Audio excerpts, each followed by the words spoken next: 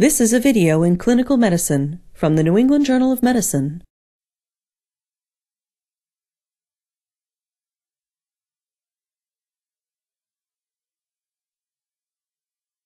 Emergency orotracheal intubation is indicated in any situation in which definitive control of the airway is needed. Specific indications include cardiac or respiratory arrest, failure to protect the airway from aspiration, inadequate oxygenation or ventilation, and impending or existing airway obstruction. Orotracheal intubation is also commonly performed as part of the care of the critically ill patient with multisystem disease or injuries, and to facilitate control of the airway during surgical procedures requiring general anesthesia. In emergent cases, such as cardiac arrest, airway management is of paramount importance, and there are very few contraindications to orotracheal intubation. Unstable cervical spine injury is not a contraindication, but intubation must be performed with strict inline stabilization of the cervical spine. If neuromuscular blocking agents or sedatives are used to facilitate intubation, the difficulty of intubation must be assessed and planned for before proceeding. This assessment is discussed in more detail in the accompanying written supplement. The presence of tumors, trauma, burns, edema, or infection of the pharyngeal or laryngeal soft tissues may distort airway anatomy, leading to difficult orotracheal intubation. When faced with a potentially difficult airway, consulting with an experienced intubator and preparing to use an alternative intubation technique are recommended.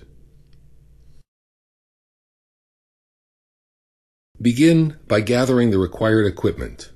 You will need gloves, a protective face shield, and a working suction system, a laryngoscope with appropriate blade, an endotracheal tube with stylet, and a 10 milliliter syringe. You will also need a bag valve mask attached to oxygen, an oral or nasal airway, and tape or an endotracheal tube holder. There are two main types of laryngoscope blades, each available in various sizes. The tip of the Macintosh blade is curved. The Miller blade is straight, and each requires a slightly different technique. The choice of blade is based largely upon the experience and personal preference of the operator. A size 3 or 4 Macintosh or a size 2 or 3 Miller can be used in most adult patients. Endotracheal tubes are sized according to the internal diameter of the tube. 7.0, 7.5, or 8.0 millimeter tubes are appropriate for most adults.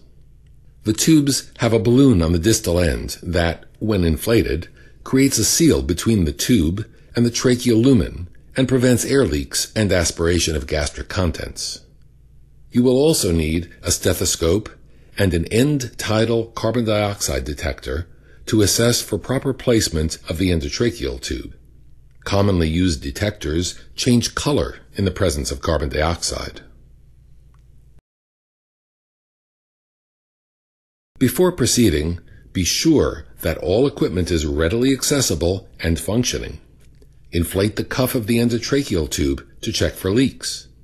Insert the stylet into the endotracheal tube, making sure that the tip of the stylet does not extend beyond the end of the endotracheal tube. Be sure that the suction catheter is secured within easy reach. Obtain intravenous access and place the patient on a monitor if time and conditions permit. Assign an assistant to watch the monitor during the procedure and report any changes. Adjust the height of the bed so that the patient's head is level with the lower portion of your sternum. Unless contraindicated, place the patient into the sniffing position by placing a pillow or folded towel under the patient's occiput. This combination of flexion of the neck and extension of the head improves the alignment of the axes of the oral cavity, pharynx, and larynx, facilitating optimal visualization of the vocal cords. If the clinical situation allows, pre-oxygenate the patient with a non-rebreather mask or a bag valve mask with 100% oxygen for at least 3 minutes prior to the intubation. The use of sedative and paralytic medications greatly enhances the success rate of endotracheal intubation. However, their use is beyond the scope of this video. Remove the patient's upper and lower dentures, if present, immediately prior to laryngoscopy. Keep the dentures close at hand so that they may be rapidly reinserted to improve the mask seal if bag mask ventilation is required. An assistant should apply the Selleck maneuver by applying firm pressure to the cricoid cartilage. The Selleck maneuver compresses the soft wall esophagus between the cricoid cartilage and the cervical vertebrae, theoretically preventing passive regurgitation of gastric contents. Position your body so that your eyes are at a distance from the patient that facilitates binocular vision. Hold the laryngoscope in your left hand, blade down. Open the patient's mouth with your right hand. Insert the laryngoscope blade to the right of the patient's tongue. Gradually move the blade to the center of the mouth, pushing the tongue to the left. Visualize the epiglottis. Ideal placement of the laryngoscope blade depends on whether a curved or straight blade is used. Place the tip of the curved blade into the vallecula between the base of the tongue and the epiglottis, and lift anteriorly to expose the vocal cords. When using a straight blade, place the tip of the blade just past the epiglottis and lift anteriorly to expose the vocal cords.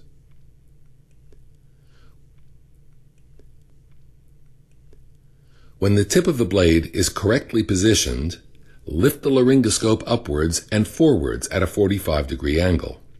Direct the force of your lift along the axis of the laryngoscope handle in the direction of the ceiling over the patient's feet. Avoid bending your wrist or rocking the blade against the patient's teeth, which can result in dental or soft tissue injury and will not enhance the view of the glottis. If available, an assistant should gently pull on the right side of the cheek to enhance visibility of the glottis. Hold the endotracheal tube in your right hand. While maintaining your view of the vocal cords, insert the endotracheal tube into the right side of the patient's mouth. The tube should not obstruct your view of the vocal cords during this critical part of the procedure. Pass the tube through the vocal cords until the balloon disappears into the trachea. Remove the stylet and advance the tube until the balloon is 3 to 4 centimeters beyond the vocal cords. Inflate the endotracheal balloon with air to the minimum pressure required to prevent air leaks during tidal volume ventilation with a bag. This usually requires less than 10 cc's of air. The assistant must maintain cricoid pressure until tube placement in the trachea is confirmed. The end of the endotracheal tube should lie in the mid-trachea 3 to 7 centimeters above the carina. A good rule of thumb is 22 centimeters at the teeth for the average size adult. Place the end-tidal CO2 detector onto the endotracheal tube and attach the ventilation bag, administering a few tidal volume breaths.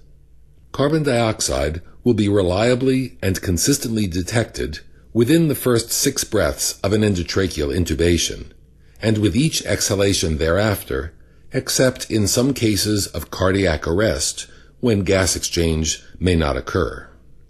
Assess secondarily for esophageal tube placement by auscultating over the stomach during positive pressure ventilation. Auscultate both lungs in the mid-axillary line to assess for equal bilateral air movement.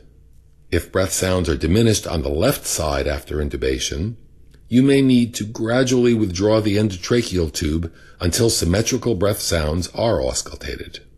Chest radiography is used to assess the patient's pulmonary status after intubation and to ensure that the tip of the radio-opaque line embedded in the endotracheal tube is well positioned at the level of the mid-trachea and not in either mainstem bronchus.